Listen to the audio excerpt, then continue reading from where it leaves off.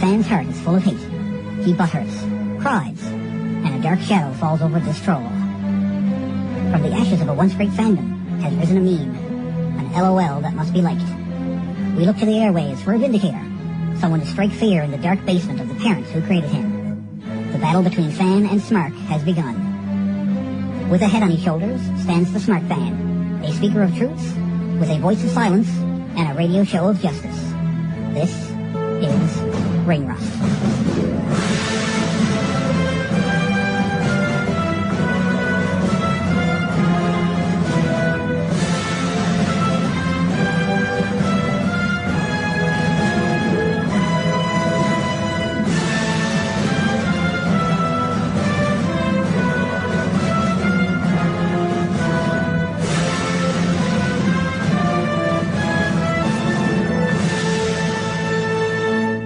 Today, we'll be doing a preview of Roadblock, which is Saturday, March 12th, on the WWE Network. And it'll be coming to you live from the Ricoh Coliseum in Toronto, Ontario.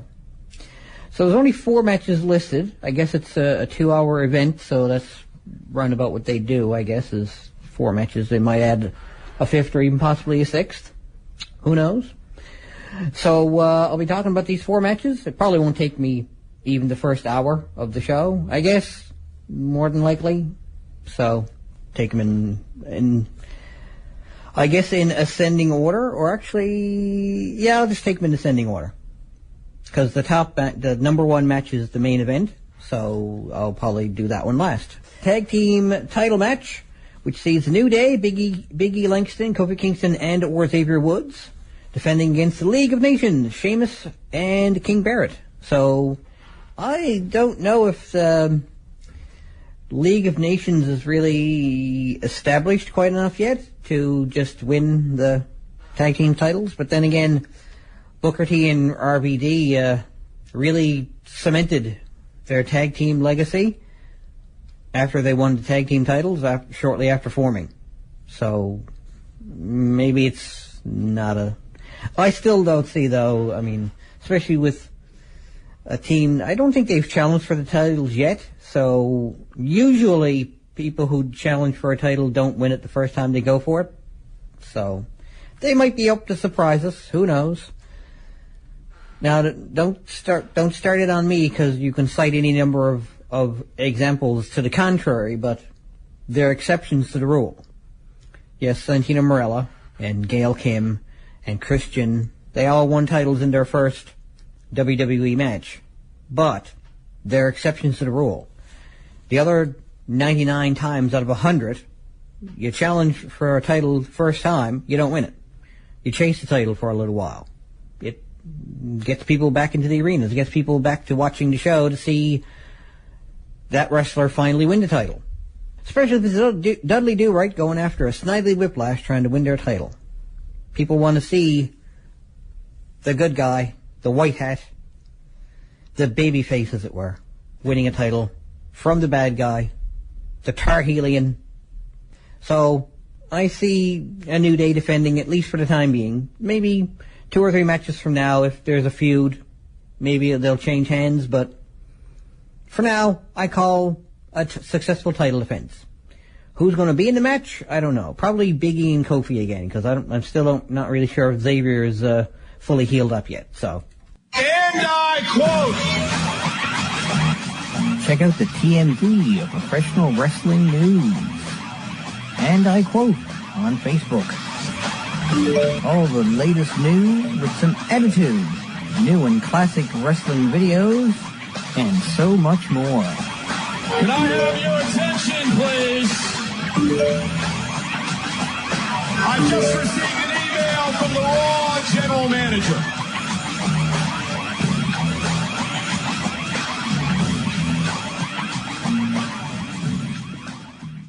This is Mark Gibroni. You're listening to Ring Rust. So next up for Roadblock on the WWE Network, hailing from Toronto, Ontario. Again, I'm just taking in the order that they have here on the Wikipedia page. So next up we have Brock Lesnar taking on Bray Wyatt. In a singles match, that's probably going to be a lot of fists and a lot of suplexes. More one from more one side and the other from the other, I guess. I don't know if Bray Wyatt's going to haul out any suplexes and see how Brock Lesnar likes being brought to Suplex City. I don't know.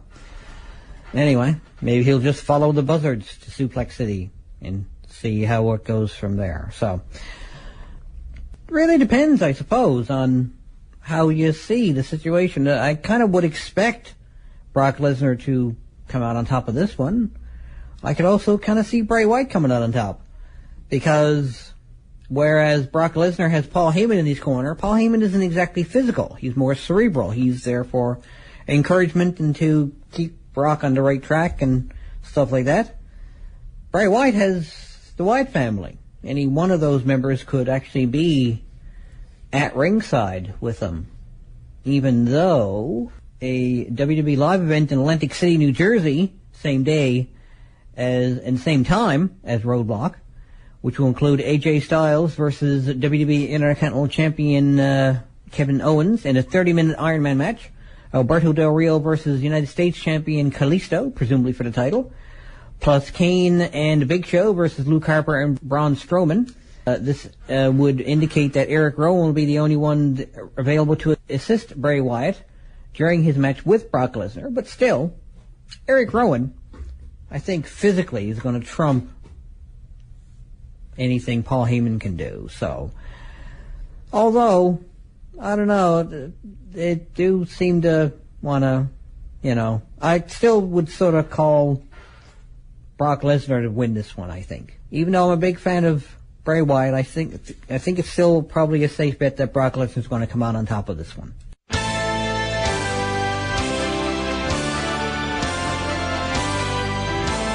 You're listening to Ring Rust Redux on Jobronology TV. The third match we have there's only 4 matches. I'm sure they're going to add at least 1 or 2 more matches. They'll likely add 1 more match at least. But for the time being, there's only 4, so I'll talk about the 4. And if there's more, then I will report it next week. So, NXT Tag Team titles.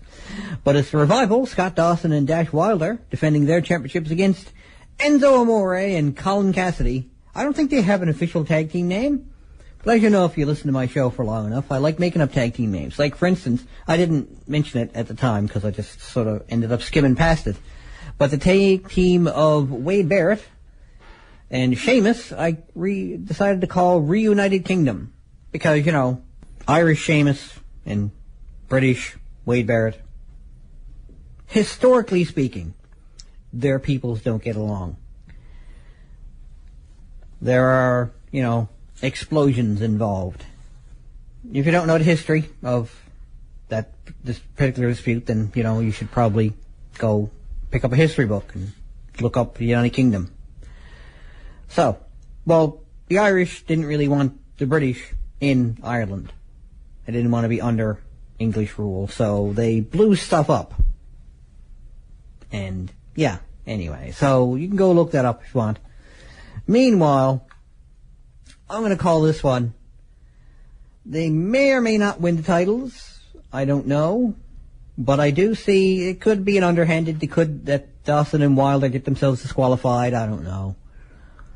There's no mention of whether or not, Dana Brooke is usually with them, I think. No mention of whether or not she's going to be there. Carmella's going to be there. So, I don't know. So we'll see, but I would like to see whether or not they win the titles. I don't know. It doesn't really matter, I guess. They have been feuding a bit with the champs, so it would be, especially on a big event like this, it would be some good exposure for the NXT product. I don't necessarily need them to win the titles. I'd just like to see them win, maybe by disqualification, and then have the announcer say, unfortunately, and still tag team champions, Scott Dawson and Dash Wilder. Because, title can't change hands under disqualification, so unless they put that into the rules. But I'd like them to win the match, if not the titles. Enzo Amore and Colin Cassidy, who I am going to choose to call Can't Teach This. Because, that's part of their thing. They can't, you're this, that, and the other thing, and you can't teach that. And this other fella's this, that, and the other thing, and you can't teach that. And Carmella's the hottest chick around, or whatever they say about her, and you can't teach that, so. It's my house, come on, turn it up.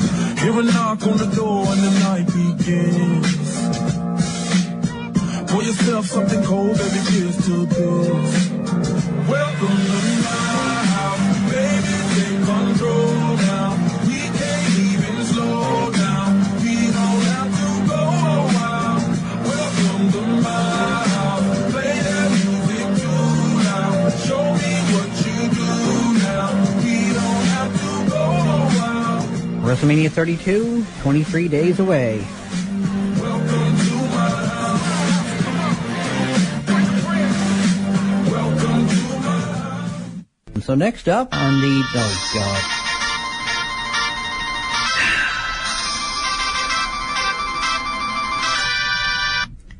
If I can have your attention, please. I just received an email from the ridiculous Ring Rust general manager.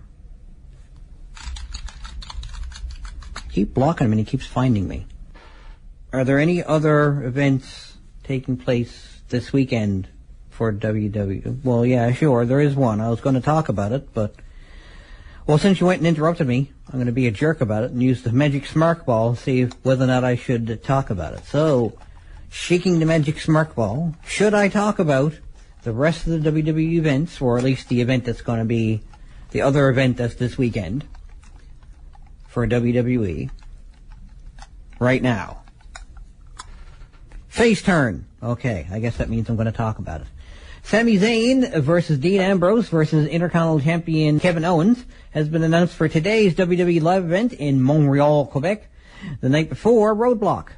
Other matches booked include Brock Lesnar versus Luke Harper, the Usos versus Tag Team Champions The New Day, which two members it didn't specify, and Roman Reigns versus Sheamus, which may be nixed now that the McMahonopoulos has pulled Reigns from their show listings. In the meantime, there's only one match left, and that's for the WWE World Heavyweight Championship. Triple H will be defending against Dean Ambrose. A lot of people want to see Dean Ambrose win, but, I think this is his first time challenging for the title, and, what I say about people who challenge for the first time, they usually don't win. Usually. 99 times out of 100 they don't, and that one time they do, but it could be that at Roadblock they choose to change hands on those titles, and, well, I don't know.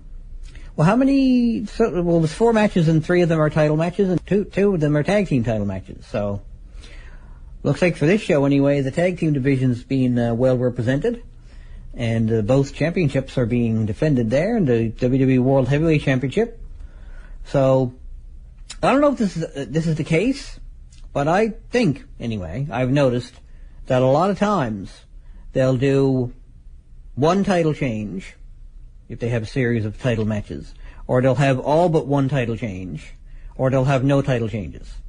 So it's one of in my opinion, it'll be one of those 3. And I don't anticipate Triple H losing his title anytime soon. So the only one I can see logically making any real sense is the NXT Tag Championships. But, well, I don't know. I won't really be disappointed one way or the other. I'll enjoy the show, I'm sure. Hopefully I'll get together with my friend Travis and watch it there at his place. And I don't have the WWE Network anymore because I was only watching pay-per-views and NXT. Not that I don't like pay-per-views and NXT, but I can get free alternatives to those and not have to pay $9.99 plus tax per month to watch it. So, oh well. So the main theme for the Roadblock special event, well, on the Wikipedia page, is an upcoming professional wrestling event produced by the WWE. So I guess it's a special event, is what they call the stuff that's on their network. So.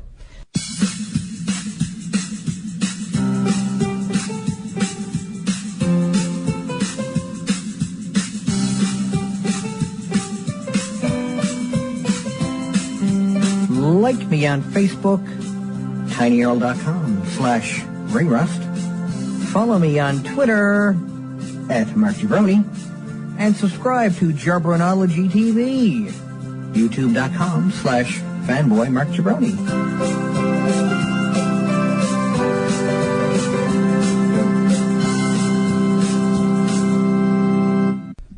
This is Fanboy Mark Cerrone, and we're listening to Ring Rust. So now that we got Roadblock covered, let's move on to some more, just not generic news, I suppose, but just some other news. So if you want to follow along the story I'm about to read, pop on over to the CHMR's Ring Rust Facebook page. Click on link if you haven't already. Scroll on down to Zayn and Owens on their long and bitter history. That's actually an article from WWE.com. Sami Zayn and Kevin Owens have been linked together for better or worse for more than a decade. Battling out of basements, bars, and pool halls in Montreal, Quebec, Canada, the two eventually blew up on the independent scene around the world. The best friends, partners, and occasional rivals supported each other on their journeys to WWE. That's what made the closing moments of NXT TakeOver Our Evolution in December 2014 so special. The sight of newly crowned NXT champion Sami Zayn walking out of the arena with Owens, who debuted 2 hours earlier, provided a vindication of sorts for those who followed their career since 2002. Owens changed everything in a split second, though, slamming Zayn into the steel ramp and powerbombing him into the ring apron. The attack, along with 2 brutal beatdowns in NXT championship matches, left Zayn battered and contributed to the shoulder injury that put him out of action for most of 2015.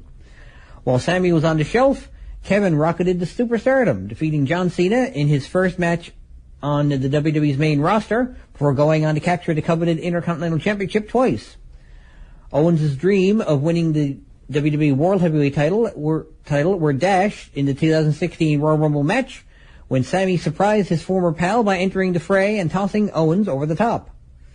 Now the underdog from the underground is back on Raw and continuing to be a thorn in his former friend's side. To learn why things run so deep between Zayn and Owens, WWE.com reached out to the two friends turned rivals, asking them the same questions in separate interviews. You'll see that although they have been so close for years, they're worlds apart. You're listening to Ring Rust REDUX on Jabronology TV. There's a video here of Jake Snake Roberts on The Ultimate Warrior. So one WWE Hall of Famer talking about another one. About working with him in WWE, and did they work together in WCW? I don't know if they were there at the same time. Anyway, well, they worked together at various points in time, and it's probably best to just go look at the video.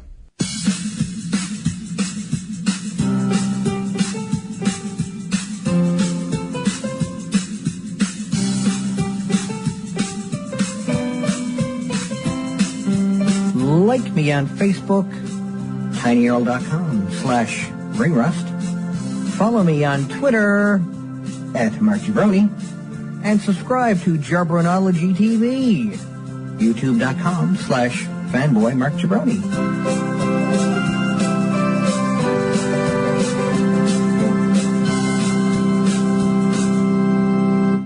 Onward and upward. If you want to follow along with the story, pop on over to the CHMR's Ring Rust Facebook page. Click on like if you haven't already, and scroll on down to TNA Impact Wrestling's Jade on finding success in the Dollhouse. And this is brought to us by ChannelGuideMag.com.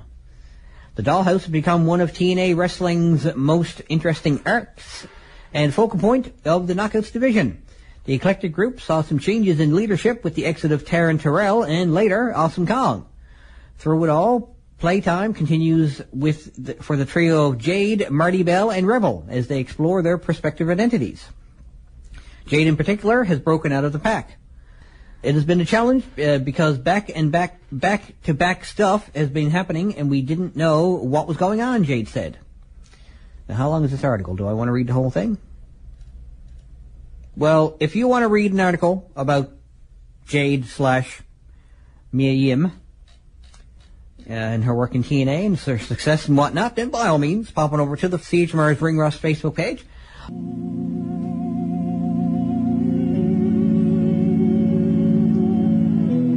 That's it for another show, kiddies. Check me out on Facebook, where you can keep track of all the news that's right on the mark, from around ringside to the latest concerts. See you at the shows. Later days.